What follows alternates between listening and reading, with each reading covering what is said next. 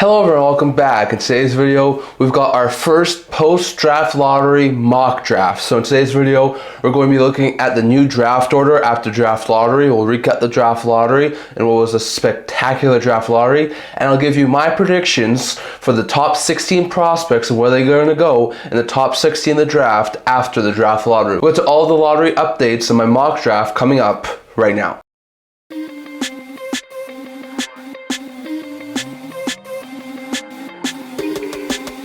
Hello everyone, welcome back to another video here at the End-to-End Hockey channel. Now before we begin this video, don't forget to like this video and subscribe down below. Thank you for all of your support. I would never be able to do this without all of you guys, so if you haven't already, don't forget to subscribe down below. Don't forget to comment in the comment section below. We're on the road to 500 subscribers, so it's really appreciated. So in today's video, we're recapping the draft lottery and also doing my first post-draft lottery mock draft. So it's only going to be the top 16 teams. I'm hoping to do one a couple of weeks from now, towards the end of May, maybe early June, with maybe the top 24 or top 28 teams. Not exactly sure at this point, and it's still going to be a couple weeks away, but I am going to be doing a post-draft lottery mock draft here. But first, we're going to recap what happened in the draft lottery. I did a live video talking about the draft lottery. If you haven't already, check it out. I'll leave a link to it up in the YouTube cards. It was a very entertaining draft lottery. Last year was a very boring draft lottery because the draft order stayed the same, 1 to 16. There was no movement, but there was some major movement in this year's draft lottery, as the top spot in the draft lottery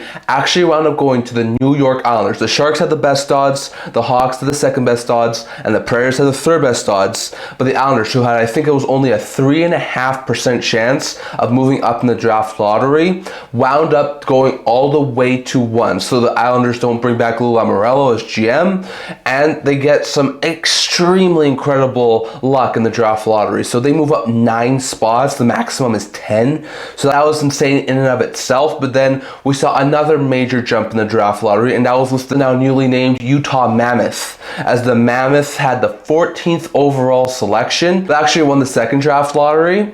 So they move up 10 spots from 14 to 4. So the Sharks, the Hawks will both stay 2 and 3, only move down 1 spot. But then Utah jumps up to 4, which is another stunning move. So the draft order, as it sits right now, will be the first overall pick goes to the Islanders, second will be San Jose, third will be Chicago, fourth will be Utah, fifth will be Nashville, sixth will be Philadelphia, 7 is Boston, 8 is Seattle, 9 is Buffalo, 10 is Anaheim, 11 Pittsburgh, 12 New York Rangers. Now the Rangers could wind up giving that pick to Pittsburgh. That pick was top 13 protected, so they have the option to send Pittsburgh their unprotected first round next year or a 12th overall pick. So we'll have to wait and see what the Rangers decide, but for the time being, that is the Rangers pick. 13th overall is Detroit, 14th is Columbus, 15th is Vancouver, and 16th is Montreal via the Calgary Flames. After the Sean Monahan deal, that pick did wind up going to Montreal. So lots of intriguing teams are going to be picking in the top 16 this year.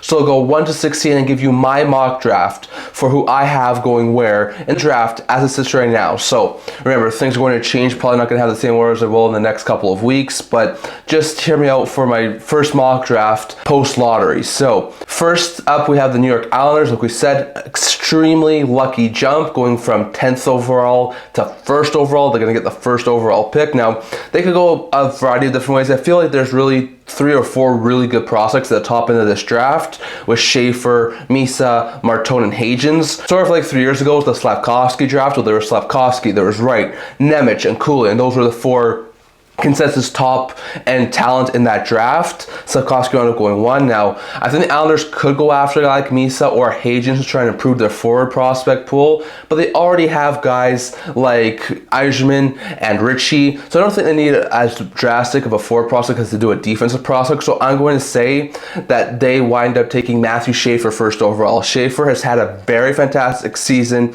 over in the OHL, only played 17 games this year, but had 7 goals and 22 points. He's 6'2", 283 pounds. He's a left shot defenseman, but a very fantastic puck moving defenseman. Probably one of the top D prospects in recent memory. Like probably going to be better than the Nemec, maybe even a little bit better than Owen Powers. So Schaefer is going to be an extremely talented top pair defenseman. I have the Islanders taking him 1st overall. Now the 2nd overall spot, moving down 1 spot in the draft lottery, is the San Jose Sharks. They are going to be able to take 2nd overall here, which is going to be the 2nd time in the last 2 years they have have a top 2 pick.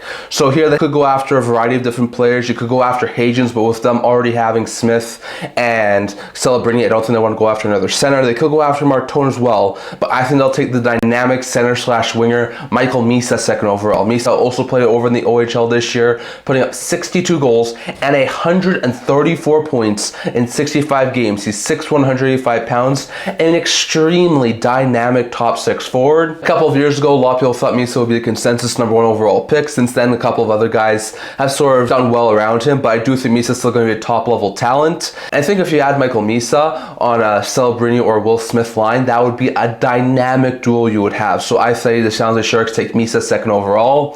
Third overall, you have the Chicago Blackhawks, and they could go a couple of different ways here, but I do have them going after one of the top centers of this draft, and that's James Hagens. Hagens, who also at one point, I think it was last year, seemed to be the consensus number 1 overall pick, does drop a little bit here, but the Hawks, who drop 1 spot in the draft lottery, will take him third overall. He's 5'11", 176 pounds. He has 11 goals, 26 assists, 37 points in 37 games. Very dynamic top 6 center. I think there could be an option here for the Hawks where they put him as like their second line center. I could also see the option where they move Bedard to the wing and have Hagens play as your top line center, something similar to what the Oilers are used to doing with McDavid and Draisaitl. So I think that could be a really good pickup there for the Hawks. And even though I don't think too many people have Hagens going to Chicago at third overall, that's where I have the Hawks going here. At fourth overall, I have the Utah Mammoth. That's going to be a very interesting selection there for the Mammoth. They already have a lot of really good draft prospects. A lot of them have already graduated into the NHL level. So adding another solid prospect here will be good. Now of those top 4 prospects, there's only one left. So that's where I have the Mammoth taking, as I have the Mammoth going after Porter Martone. Martone's a power forward type right winger. He's 6'3", 207 pounds,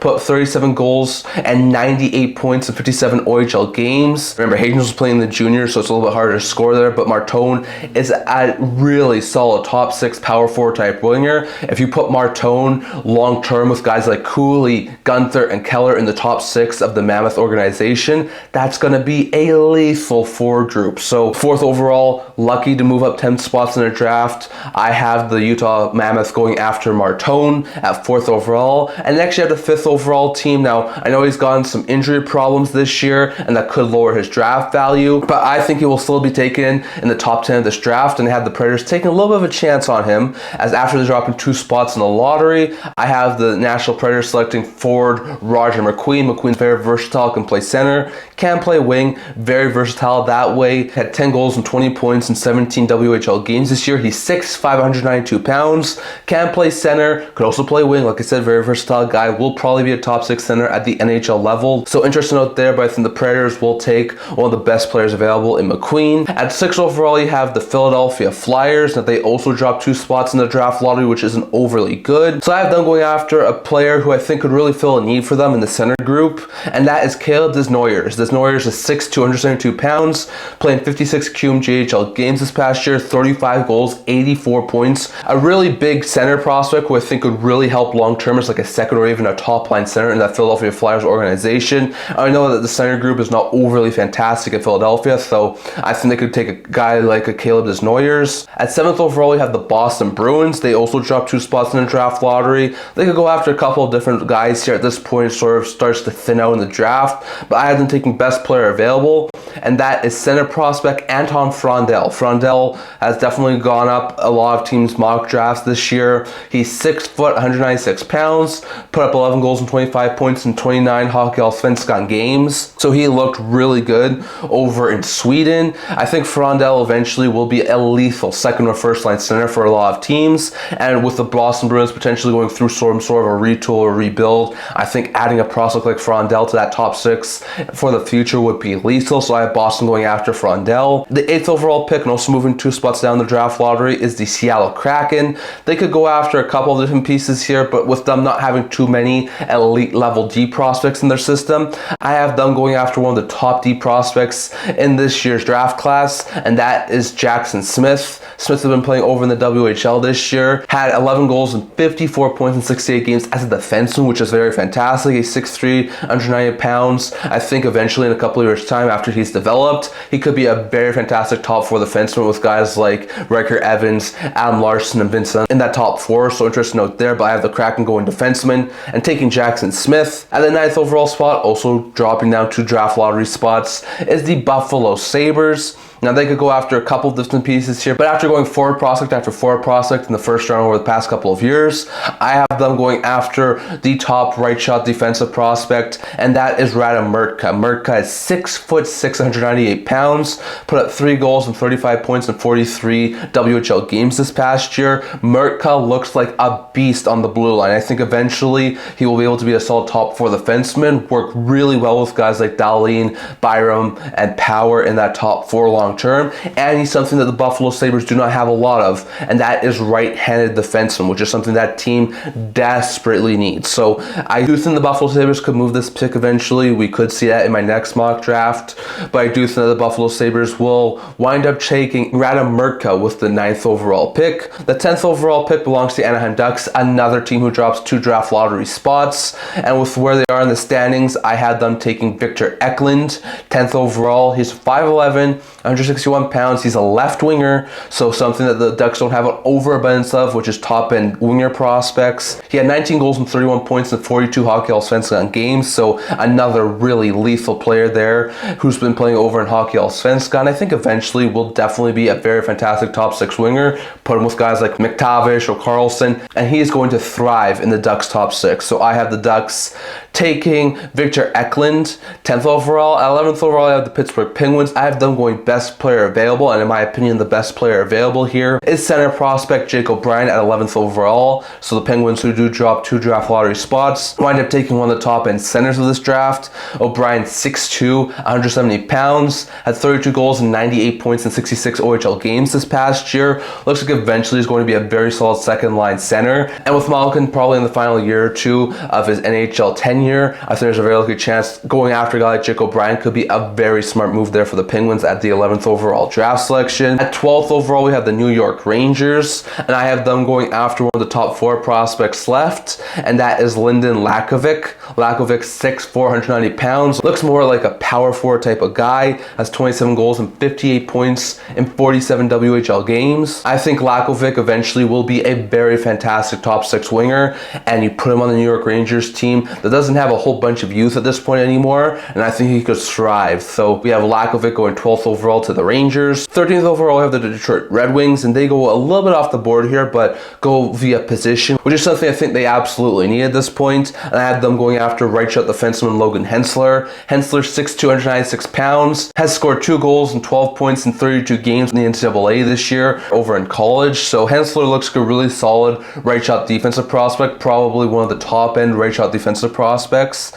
And the Red Wings do have a couple of decent defensive prospects, but not a whole bunch. So I think going after Hensler will be a smart move there for the Red Wings, going defensive, which is something I think they desperately need. At 14th overall, I have the Columbus Blue Jackets.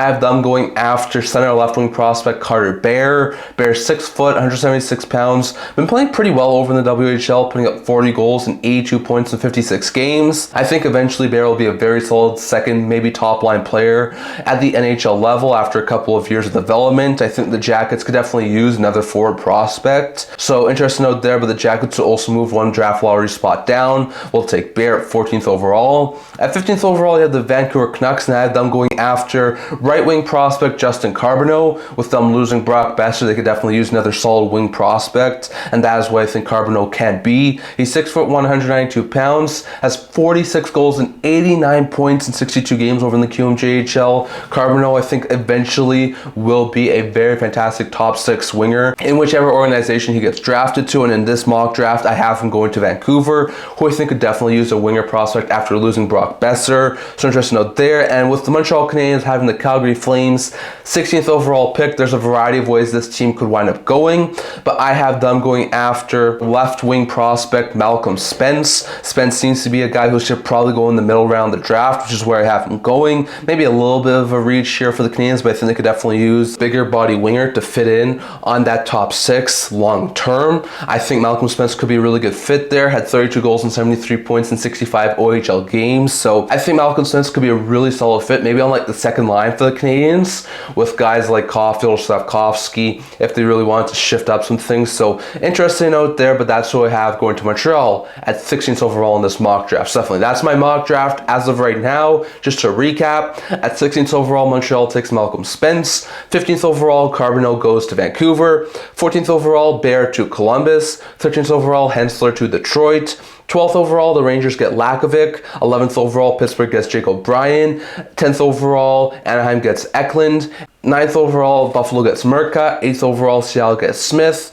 7th overall, Boston gets Frondell. 6th overall, Desnoyers goes to Philly. 5th overall, Nashville gets McQueen. 4th overall, Utah gets Martone. 3rd overall, Chicago gets Hagens. 2nd overall, San Jose gets Misa. And the 1st overall pick will be Matthew Schaefer to the New York Islanders organization after they win the draft lottery. So definitely, that's all I'm going to talk about for today. I'd love to hear your guys' thoughts. Do you agree with my mock draft? Do you think I did some things too wrong? And if so, I'd love to hear your guys' thoughts on who you would have as your top 16 mock draft right now down in the comment section below. That's all I'm going to talk for today. Remember to like this video, and for those who are subscribing below, thank you for all of your support. I would never be able to do this without all of you guys, so if you haven't already, hit subscribe button down below. It really helps the channel. I'm on the road to 500 subscribers. Don't forget to leave a comment. Also a blog to my news, rumors, analysis, stuff like that, so check that out. I'll link that down in the description below. Can't wait to see you guys all for next video. See you guys soon.